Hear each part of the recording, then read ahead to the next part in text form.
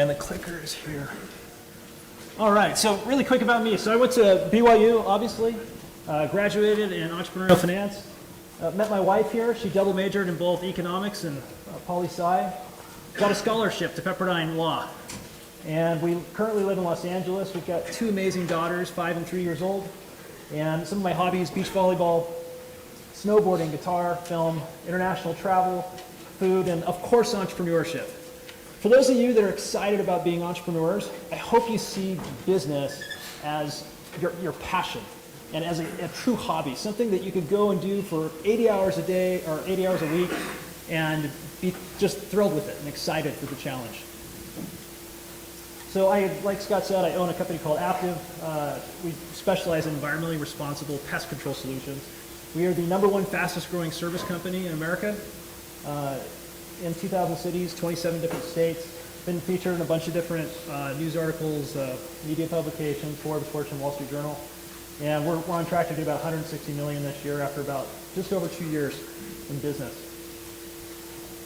I've also had, this is my 4th venture. So I've had 3 prior that we've been able to sell in the 8-digit and 9-digit range. All right, I'm curious, how many of you know the term dumb tax? Raise your hands. All right, you guys don't use this term. So I had a teacher here named Kirby Cochran. And Kirby, he said, your goal as an entrepreneur is to avoid dumb tax. Anybody have a guess on what that means? What was that? Dumb tax. I think some of those tax, like double taxation, I definitely think it's dumb. But, so dumb tax it's the price you pay for when you make a mistake, simply by not having gained the knowledge or the experience prior to making the mistake. So you could have avoided it. So that's my goal. I'm also curious, how many of you think entrepreneurs love risk? Raise your hands. Did I ask it the wrong way? I assure you that no entrepreneur is excited about jumping out of a plane without a parachute. That's not the type of risk we take. We like the risk that is calculated. We like to mitigate as much risk as possible. And one of the ways we can do that is through experience. And you guys will kind of hear my story today. That's one of the ways I did it. So this is Dumb and Dumber. This is going to date me as well. This is back when I was in high school. So Dumb and Dumber is a story about 2 individuals that decide to deliver a suitcase back to a customer. And they take off without giving it much thought. They're excited for the journey. And about in maybe Nebraska or Kansas, they run out of gas in their van, and they don't know what to do. And Lloyd gets this idea. He says, I'm going to trade the van for a moped because that's better gas mileage. And so that's what they do. And ultimately, they're driving to Aspen. What they didn't know is that it's snowing in Aspen and freezing. So you can see they arrive to Aspen, but you can see the snot kind of frozen underneath their noses. So it's very similar to an entrepreneur's journey. They got there, but not without a few battle scars. I recently wrote an article in Inc. magazine. They called me and asked me to write something about established industries and disruption within established industries. And I want to make sure you guys understand there's 2 types of innovation. Some people think that you have to have this great big idea that's revolutionary in order to go be an entrepreneur. And that's just not the case. I went into a very old blue-collar industry, been around for over 100 years. And the first one is, it's what we call evolutionary innovation or traditional innovation. That's my type of industry. And then you have disruptive innovation where someone says, I got this crazy idea, it's going to totally disrupt another, maybe an old industry, or maybe it's a totally new industry like Facebook when it first came out. And there's no business model, there's no traction, there's no profits or ROI, and you probably need venture capital to be able to go do that. I'm curious, which one do you think is more risky? Disruptive. Why? Yeah, nobody's ever done it. I mean, there's an old saying, right? The pioneers take all the arrows. The first one into battle gets bloody. That's disruption. And I have a huge amount of respect for I have many friends that do entrepreneurship in this category, but there's a lot more risk associated with it.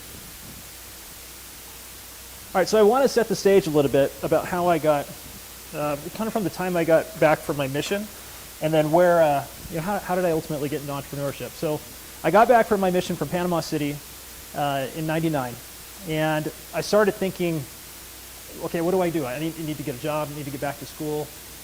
Probably want to see if I can graduate debt-free somehow. I took a job at a wakeboard snowboard shop.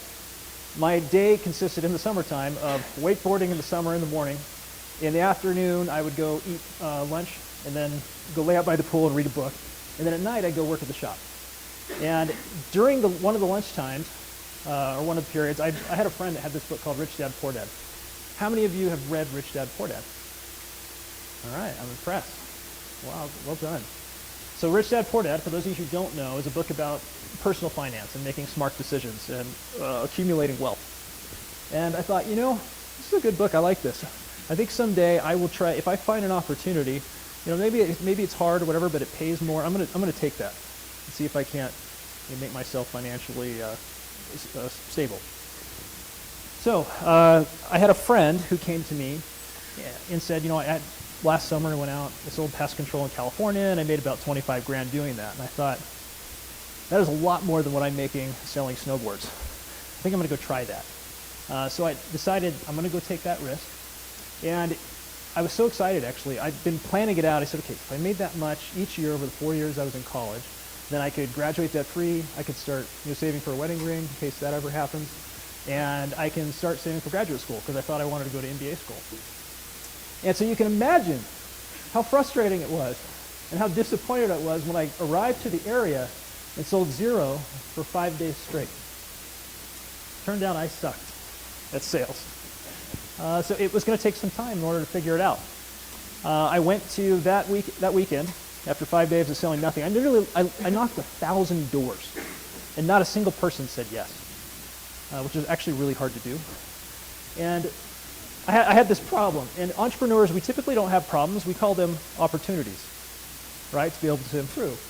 I bought a bunch of sales books, about a half dozen sales books. I started reading about 2 hours every single night, late into the nights. I probably did that for almost 3 months. Almost immediately, I started to begin selling. I went from the worst sales rep out of 200 sales reps to top rookie of the year by the end of the year.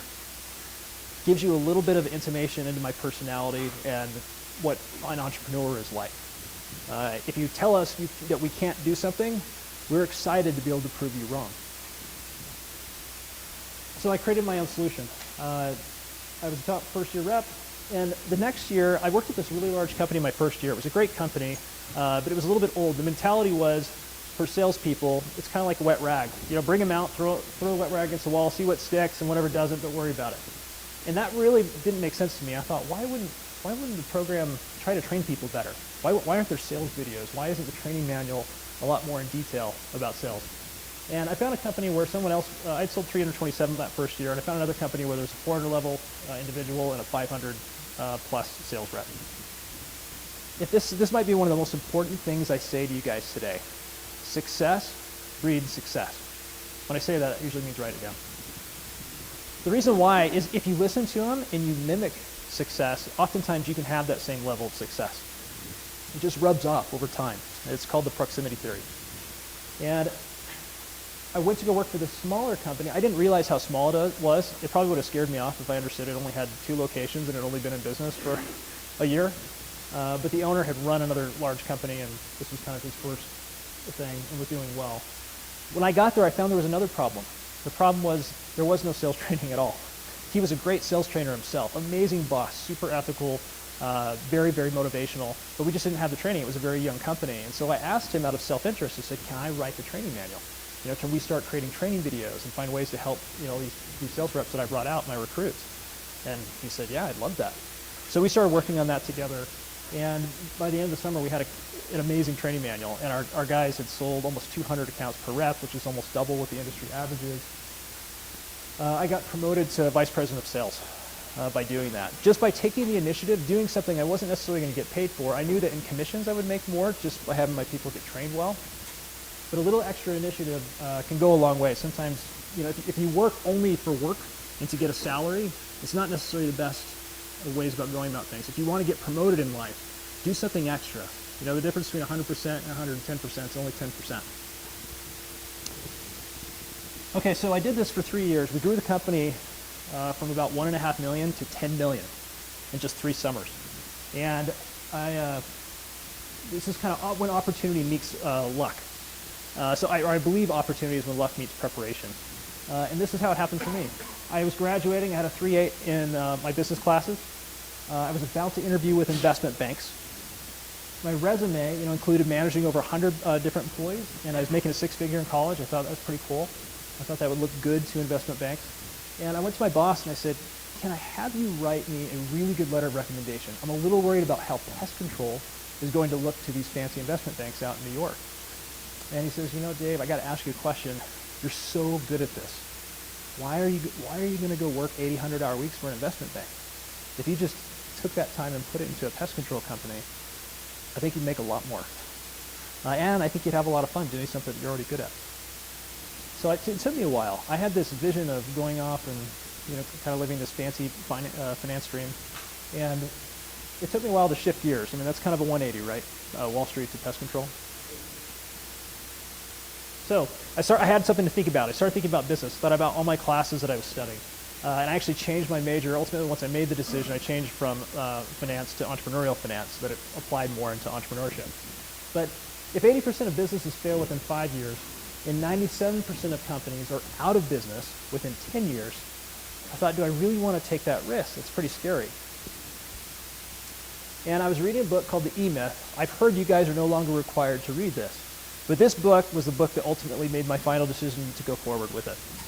So I'm reading this book, and it was kind of like the light bulb turned on. Number one, it basically said you need two things if you really want to be successful in entrepreneurship. Number one is experience. The more you know, the more likely you are to have success in that specific field. And it's not just experience in any business, it's experience in that specific field. And I want to ask you guys a quick question. The first one is, what is the definition of money? Who could tell me the definition of money? Let me help you. Who could tell me the definition of time? Time is money, right? And basic algebra says, therefore, money is time. So time is runway, right? It's the ability to get from one place to the next milestone in entrepreneurship. It buys you time to pay a little dumb tax along the way as well. So that's probably a good one to write down as well. The window of opportunity came, so I kind of decided this, and ultimately cash. That's why I would suggest make sure you've got 2 to 3 times the amount that you think you need, because you just don't know what you don't know. And along the way, you're going to have surprises. All the financial forecasting, that I learned in school and that I used to ultimately draw up the model for my pest control business, it was off. Even with the pro formas from my boss that he allowed me to use to kind of structure it, it still was off. So make sure you're prepared with cash. And the window of opportunity came. My wife got a scholarship to law school. We had actually saved, believe it or not, almost $300,000 selling pest control. We did not go get flashy cars. We didn't live in nice apartments. We lived dirt cheap because we were saving for her law school and for my MBA school, so we could totally both graduate debt-free. And when she got her scholarship, it was like, okay, that's it. We're going to take everything we have, we're going to throw it into this business and try to grow it. So that's opportunity, right? When luck and preparation cross paths. All right, so starting a company. My first company, I learned every single job description there was. And it was fun. Being an entrepreneur, especially a mom and pop, you get to learn, you're kind of the jack of all trades. So I learned every job, from products to the operations to hiring, the customer database, accounting, like things you never even knew were involved in a business, like workers' comp and accounting and taxes, and it was not a fun one. You get to learn what phantom tax is. Insurance, financial forecasting, you name it. I created written job descriptions to ensure best practices. This is where most mom and pop businesses fail, meaning they can't scale from a single location to 2, 3, 10, 100 locations. It's because they don't have best practices instituted and they don't train on them well to everybody else. They're more dependent upon themselves as the business owner in order to make it run. And I want to, at the risk of losing major street cred with you guys, I want to confess something that both Jeff Bezos and I, the founder of Amazon, have in common. We both worked at McDonald's in our teens. So, what's so funny is, as an entrepreneur, you draw from all your experiences in life. And back then, maybe it was a little bit embarrassing. I wanted extra money. My parents said, no, if you want a car, we'll pay half, but you got to go out and earn that somehow. And so that's how I did that. But McDonald's, whatever you think about the food is what it is, but it is a well-oiled machine. I think I've heard before that like 1 in 7 people in the United States have worked at McDonald's at one point in their life. I'm just curious, is anybody willing to admit this? Has anybody in here worked at McDonald's before? Yes. Yes, these are my homies in here. All right. You guys and Jeff Bezos. Okay, so I worked 90 hours per week in my first business. I figured if I was going to do investment banking, I might as well do it in my own business. Never did that at McDonald's. And then it was a huge success. On average, we sold 3 times the amount of sales that we did with my previous company. I almost went bankrupt. In fact, I would have gone bankrupt had my employees not given me the time I needed in order to pay them. I actually went to some of my top salespeople who I had the most, and I said, can I pay you, in a couple months? I'll pay you 10% interest on the money I owe you, but I need probably 2 or 3 months in order to do this because I was only planning on this many accounts being sold. So it's interesting. Most people don't think about that, but you can outgrow yourself and you can actually bankrupt yourself from too much success. In year 3, I decided to try to scale to my first location. It was a fun experiment. I would go back and forth between San Diego and Orange County. Our office was actually in Corona. It was right between Orange County and the Inland Empire so that we could service a lot of area. And it was a great test to see if the operation could run without me there all the time. And it was a lot of fun. I learned a few things, did it for a couple years, continued to refine the process. And what happens when you have a lot of success? Who comes knocking? Sometimes investors, sometimes people want to buy you out, right? So I had several private equity groups come to me. I had some big, large companies like Terminex come to me. And I was at a crossroads. I thought, I wonder if I'm going to keep doing pest control or if I'm going to go back and chase my investment banking dream. Maybe go do M&A in New York or go do venture capital in San Francisco.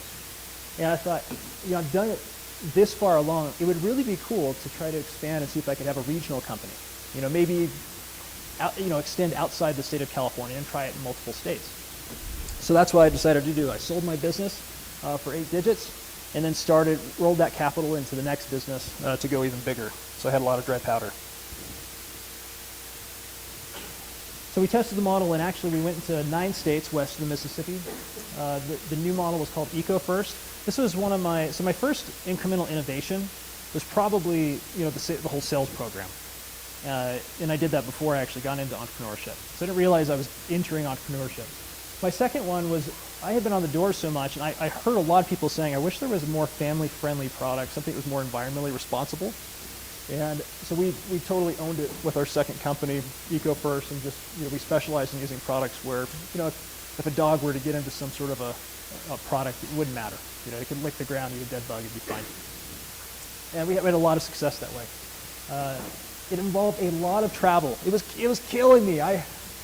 There's a struggle entrepreneurs first go through when you first decide that you are going to, expand and scale. You don't trust everybody, and that's most entrepreneurs' problem is that they have to be all in all the time over everything, making sure it goes just perfect. And once you have really good people, it takes some time to get there. But once you have great people, you need to not micromanage. You need to step back. It was another lesson that I learned. So I learned how to create layers of management, oversee the business from afar, and the best thing about that is that growth is opportunity for your people. The best feeling I get today, because once you make a bunch of money, it's kind of like, all right, made a bunch of money, so what? What's next? What's going to keep you going? It's really the people. Like, at least for me, that's what's done it. Watching people come in at a basic level entry job, work their way up into management, into senior management. I have our COO actually started with us, came to work for us for $200 more a month, making I think $2,700 when he started, and he now makes a large 6-figure income doing what he does. Doesn't have a college degree, but a very, very smart individual. Reads all the time. Everybody loves him. Just a great guy, and that's exciting to me. I love providing opportunity to people. And we were ranked in PCT magazine as the top fastest growing pest control company in the United States and Canada, Mexico, North America, I guess. I took 0 salary for 3 years on this company. And the problem we had, what was going on in 2009? Do you guys remember? I started this business in 2009. Housing crisis, okay? The worst recession of my lifetime and hopefully yours. I read this book, Delivering Happiness. One of the things that we'd done is we had scaled back because we didn't know how the recession was going to affect us. You know, the housing is tied to pest control services. And the toughest thing was we just didn't know what was going to ultimately happen. So it started to feel more corporate as we expanded. You know, there was rules for everything and best practices. And we tried to take this white-collar approach to a blue-collar industry. And I read this book. I started thinking about going back to MBA school to an executive MBA to try that. And this book probably saved me $120,000 in tuition because it taught me what I was looking for.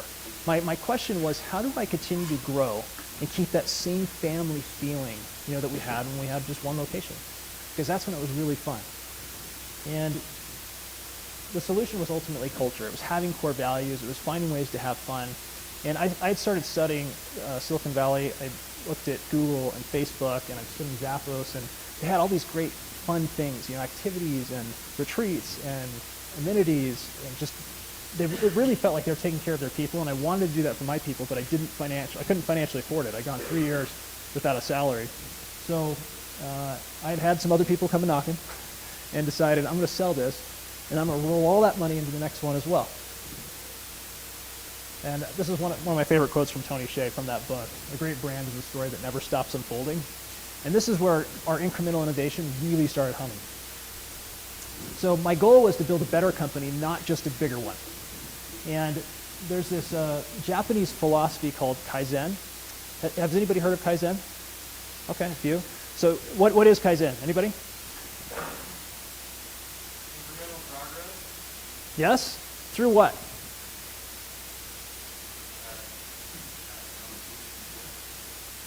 It's continuous improvement from the lowest guy in the totem pole all the way to the executive team. It's their way of getting everybody involved and having everybody's ideas so that everybody feels like they're, you know, on board. I had this goal to make pest control sexy. So forever, pest control, and it still is, I'm not going to lie here, pest control is pretty blue collar, guys. It's not a very sexy industry. It's probably, you know, close to janitorial services. No offense to if there's any janitors in this room. And I started thinking, okay, how do I make this unique? And here's some of the ways we're going to do it, and I'll actually explain it through each different video, or each different slide. Okay, so we sent an email out to all of our people, and we said, if there were core values to our company, what should they be? Because instead of it being, what would Dave do, I want it to be, what should the company do? Like, what do we stand for? You know, what is our mission? As opposed to just kind of writing a cheesy mission statement, you know, and maybe having something posted on the wall. What do we actually feel? Who do we really want to be?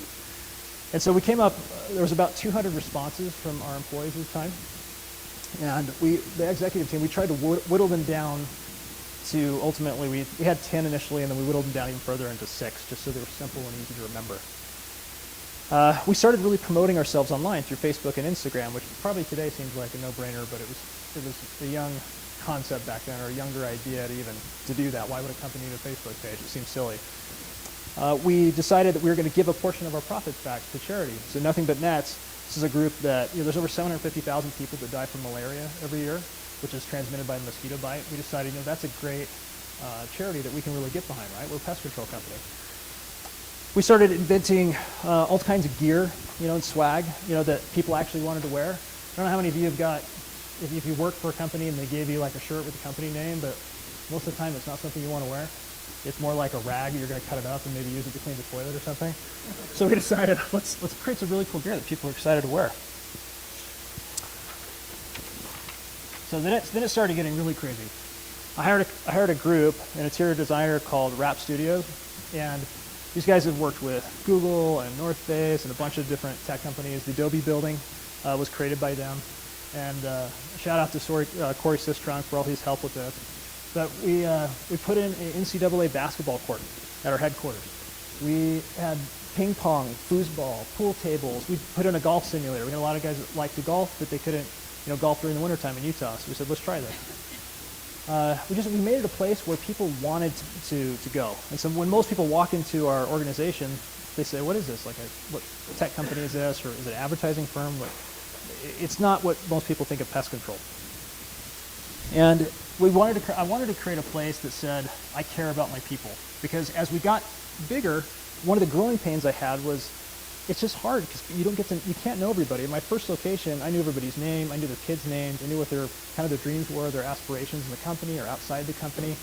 And when you have several hundred employees, it gets really hard. And now with 3,500 employees, it's impossible. You can only know so many people at once. So that was my goal. When people came here, they said, you know what, this employer really cares about his people. Some other innovations. We decided to start doing a lot of incentives based around our core values. We take our top salespeople to either Hawaii. We went to the Dominican Republic last year. Last year we took 150 people there. We got a suite at the Jazz Arena, just for our people. We have a branch manager or an operations manager retreat every year where we get together and we brainstorm the best ideas, and we have the best branches that are doing something well in a specific area get up and talk to everybody else to kind of brain share that knowledge. Here's us in Moab taking all the guys out. We've had some concerts, we've got this big basketball court, and we said, well, what can we do with this space? And we've had Dan Reynolds from the Imagine Dragons come play, and Tyler Glenn from the Neon Trees, and some EDM DJs can play. We've got about 3,000 people who are jam. It's kind of hard to see at night.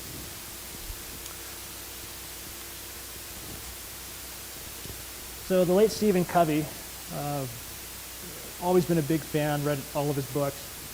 He said, always treat your employees as you want them to treat your best customers. And I really believe that. Because a lot of people said, Dave, I think you're overdoing it. These other incentives, all these things, they're really for tech companies, because they're trying to attract the best talent. And I said, well, I'm trying to do the same thing. And I really believe it will, employees will pass it forward. It was a big gamble. And I actually had the Wall Street Journal reach out to me and talk to me. Word had got back to them that we were doing all this for a blue-collar industry, which is pretty rare at the time. And I came up with this term, I guess. I said, I call it millennializing. And they said, do all these things actually help a business? Can you prove it? And at the time, I didn't have a whole lot of traction. We were just growing like crazy. And the main ways I felt like it was working was it was a lot easier to attract top talent. It was so easy to retain top talent. If you have all these things and the other competition doesn't, who are they going to go with, right? And since then, there's been some studies that have come out. So for example, Columbia University came out with these types of things can increase your productivity by about 20% in the workforce. It obviously increases customer retention. We saw that as well. It can increase your profitability. Harvard actually, Harvard was on productivity, and Columbia was actually this other one, increase employee retention by up to 35%. And then Sony actually does a lot of internal processes, and they were measuring different departments, and they showed statistics where it can increase your profitability up to 30% and increase your earnings growth by 39%. So that actually it is quantifiable. In the short term, it's hard to see, but long term, it is there. So we got a lot of, after that article, we started getting more press in different publications. We started winning a bunch of awards. So this is me with Seth Meyers when I won the National Entrepreneur of the Year award. Guys, if you ever go to an award ceremony, make sure to take your spouse. I won the regional competition here, and I just thought, there's no way. Why? I'm going to fly down to Palm Springs and go to the national competition only because I promised the regionals that I would go. They looked me in the eye and they said, will you go? And I said, yeah, I'll go. I told my wife, I said, there's no way I'm going to win this. Don't worry about it. I'm going to go down. We had a newborn. It seemed like a lot of work at the time. And when I called her, she knew it. She's like, you're calling to tell me you won, huh? And I was like, yeah. And she's like, I knew it. I was like, well, I'm glad you have more faith than I did in myself. We also won the American Business Awards for fastest growing service company in the United States. The main way we ultimately have done this, and this kind of takes me into the next phase of entrepreneurship. So I've been through 3 ventures at this point, and I love this quote by Mahatma Gandhi. A sign of a good leader, it's not how many followers you have, but how many leaders you create. To me, that's profound. This is a picture of all of our leadership team. Many of these people have been with us along this journey for over a decade. And what I learned was great culture creates great people or attracts great people, and great people ultimately create a great company. That's been the biggest formula of success for me, at this stage. And as I came across this quote right about the same time when I started thinking, you know what, my leadership team, I think they're finally ready. For those of you that have read Rich Dad Poor Dad, you may have read the follow-up book, The Cash Flow Quadrant. Anybody read that? Okay, good. So you remember the box? You know, it's like employee, self-employed, business owner, investor. And I thought, I'm ready. I think it's time for me to move to I and move into the investor box. So I decided to actually sell the business to take a step back. And I did about 80-hour weeks, 70, 80-hour weeks for over a decade, almost 12 years.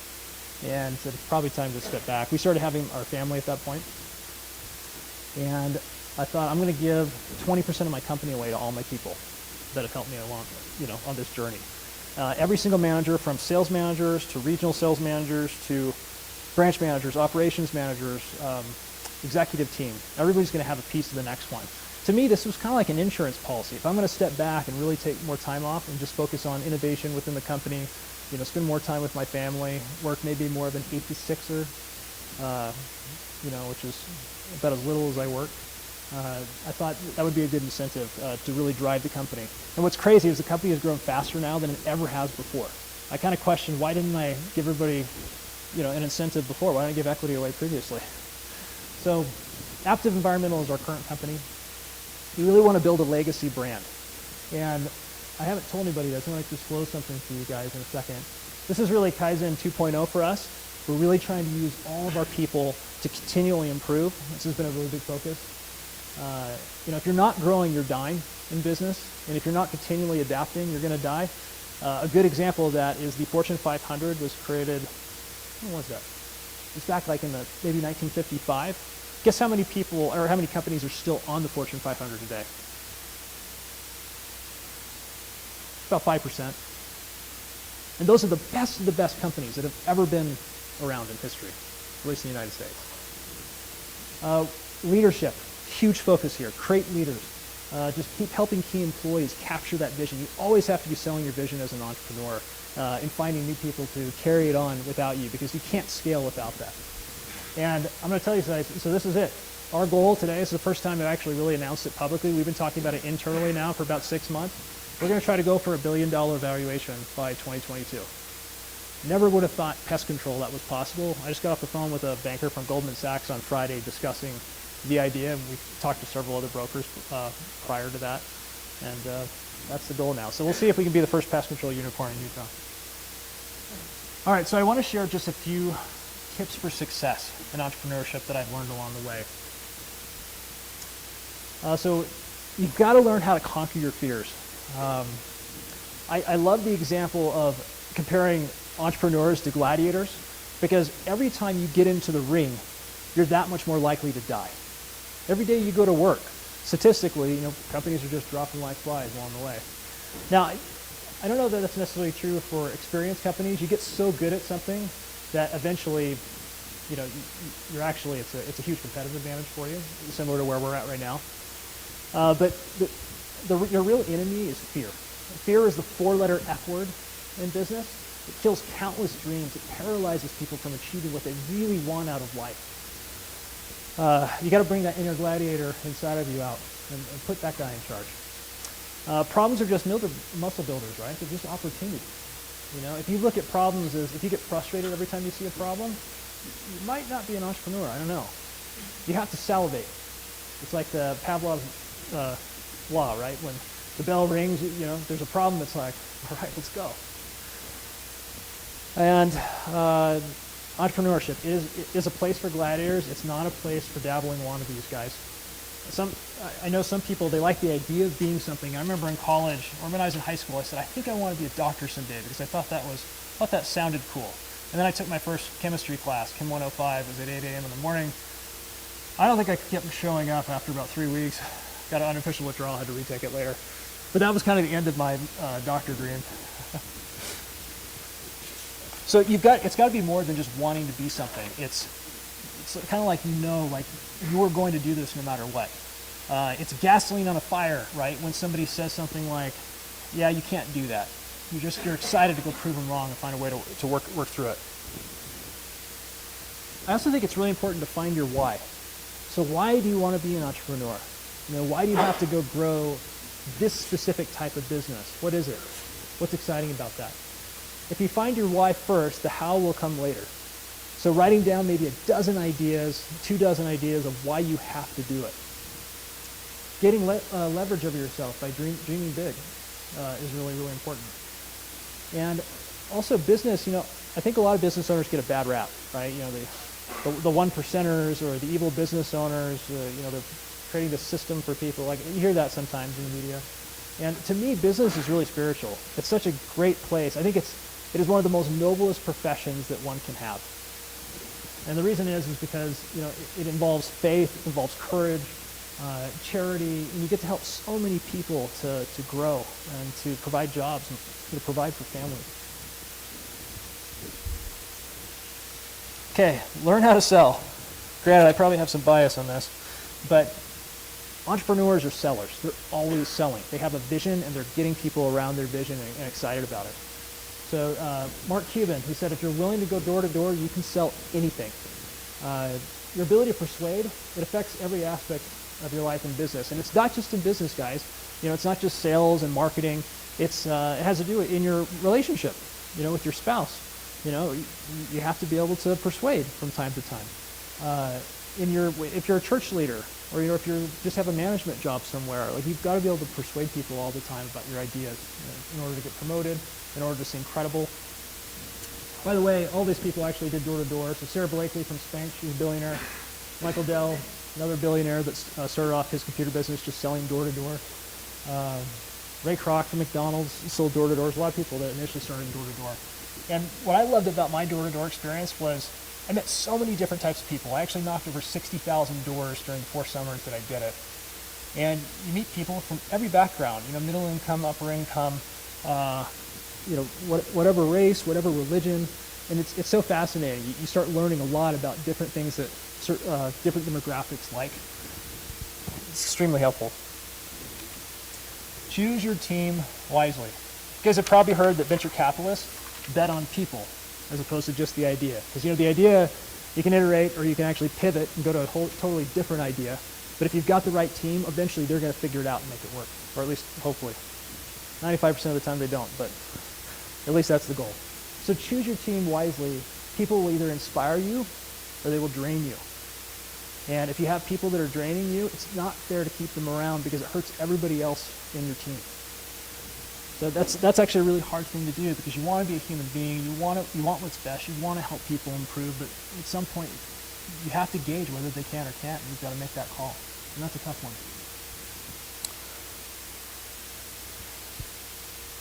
I don't know if I've said this, but I'm going to say it now.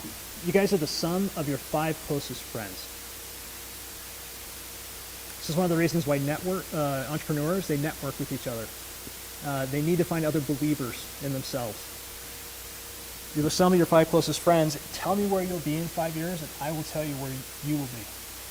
Or, I'm sorry, tell me who your friends are, and I'll tell you where we'll be in 5 years. Also, choose your spouse wisely. This is a big one, because if you choose a spouse that wants somebody that works a 9 to 5er, you're going to have a hard time in this. So make sure he or she is totally aware of what your plans are. I was very lucky in that I chose a spouse who had big career ambitions. She wanted to go into litigation. So the first 3 years she did law school. The next 6 years she practiced in law, and then we started our family. That's not for everybody.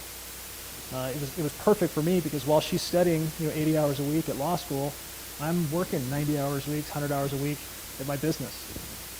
So we were both very happy that way. I think it's really important to plan goals together. So we love traveling. We've seen probably 25 different countries.